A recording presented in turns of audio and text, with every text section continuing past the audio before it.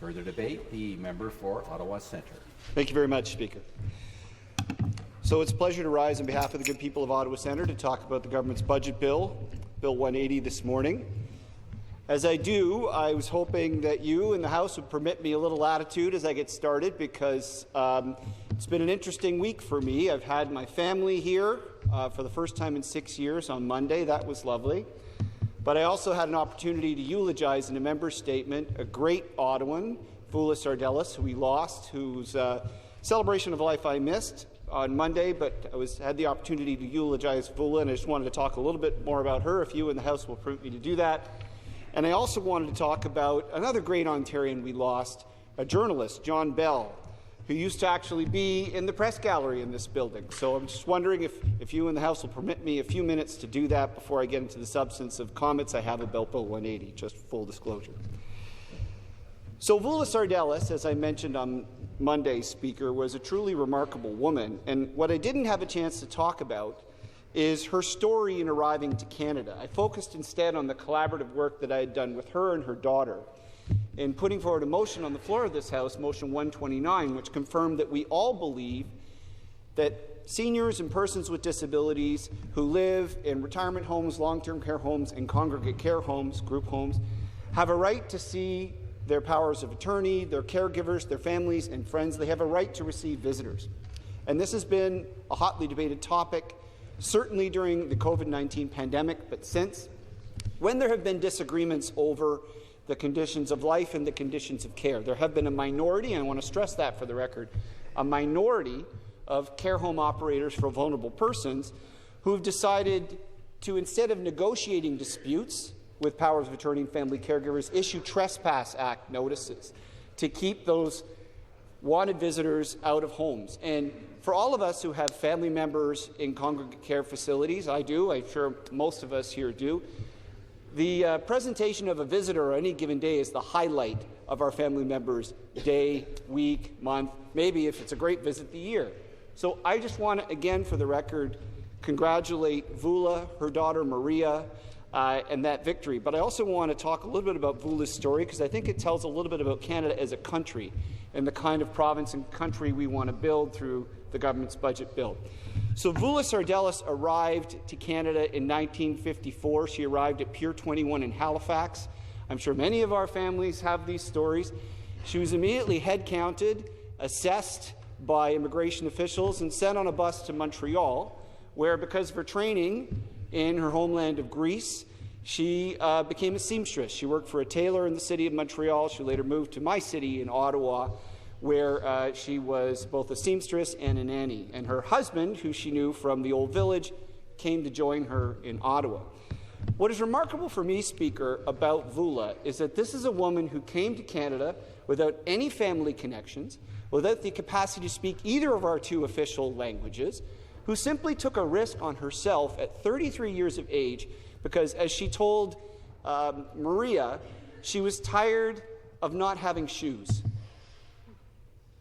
She was tired of not having shoes and tending to animals in the field.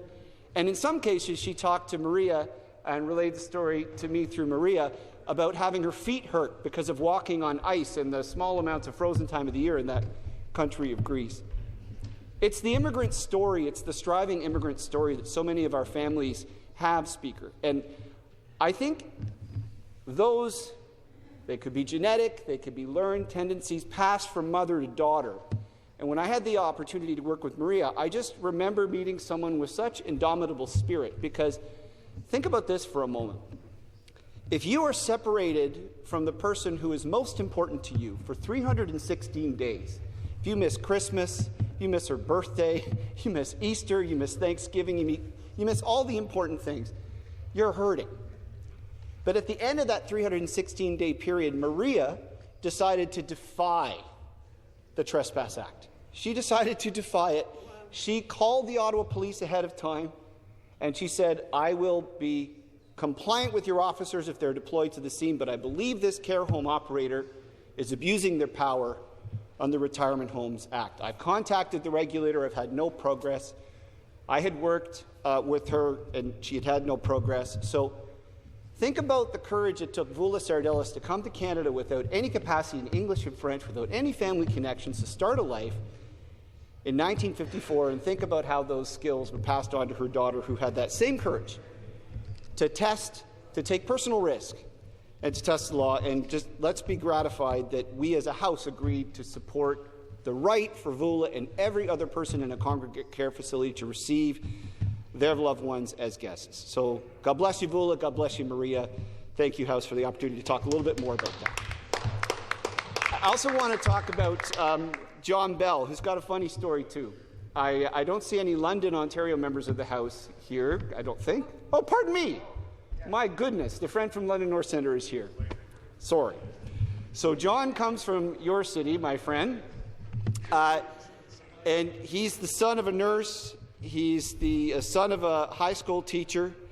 And I met John when I was a graduate student in the city, Speaker, because he was part of the press gallery in this building, but part of the press gallery from a source that I don't think many Ontarians know about. He wrote for a socialist newspaper called The Socialist Worker, and it was something that I'd seen around York University when I was a campus member, and I thought it was a pretty outspoken publication. So when I met John, he was somebody who I thought was an interesting person. He had a mind of his own.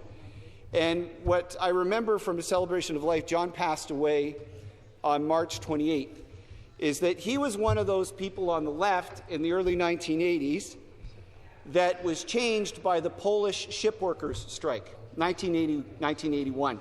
Because at that time, the people who called themselves the left, the Stalinist regime, was putting down the shipyard workers strike. And if you were to advocate for those Polish shipyard workers in this city or any other Canadian city, you were accused by the so-called left of being agents for the United States or some other surrogate that's supposed to be anti-left. But John had the courage as a student in the early 1980s to say the following words. I want to repeat them for the record of this House. Quote, "Either you back the workers or you back the generals and their tanks trying to smash the strike. Shamefully, most of the left backed the tanks, characterizing rebellions of Polish workers as agents of the CIA or the Vatican." End quote. So John had a mind of his own. He was raised by a teacher and a nurse. He was raised also by an aunt who was a librarian. He thought for himself. He thought deeply. And he, like many Canadians, decided to back the shipyard workers in the early 1980s, despite the names he was called. I saw that same independence of spirit. He decided to devote decades of his life afterwards to writing a column I encourage any member of this House to look up, called Left Jab. In Left Jab, he wrote about fascinating topics that were political, cultural. One of my favorite columns John wrote was about the great Charlie Sifford, who's often referred to as golf's Jackie Robinson, passed away in 2015, was the apparent mentor for the great Tiger Woods, the golfer Tiger Woods. And through John's column, I learned a lot more about my country. I learned a lot more about major figures in history, but always from a very independent streak. This is what I want to mention about John. He was somebody who thought for himself, and he wasn't afraid to ruffle the feathers of others if it was called for. This is a guy, Speaker, I truly believe, that could have had a great career as a mainstream journalist or as a professor, but he decided to devote his life to writing for a socialist publication and working on contract. In 2018, after a debilitating lung illness that John had lived through, he got a double lung transplant, and his productivity as a columnist went through the roof. I remember that. I remember him publishing once a week to publishing twice a week, commenting on social media frequently, and very much enjoying his work. But in November 2023, unfortunately, he had a fall. He broke his hip. He was admitted to hospital, and then that was the moment when I remember of John's columns when he talked about the risks persons with disabilities faced in the COVID-19 pandemic, of being immunocompromised and getting sick, and how that could often mean the end of his life. Unfortunately, John lived out that example himself. So he passed away on the 28th of this year, but he lived a remarkable life, and I'm glad that I've had a few moments to talk about him and what he contributed to debate in this country. I also want to thank the Ottawa Festivals Network. This is my substantive contribution for the debate. Surprised I only have 25 seconds left. I thought I had more.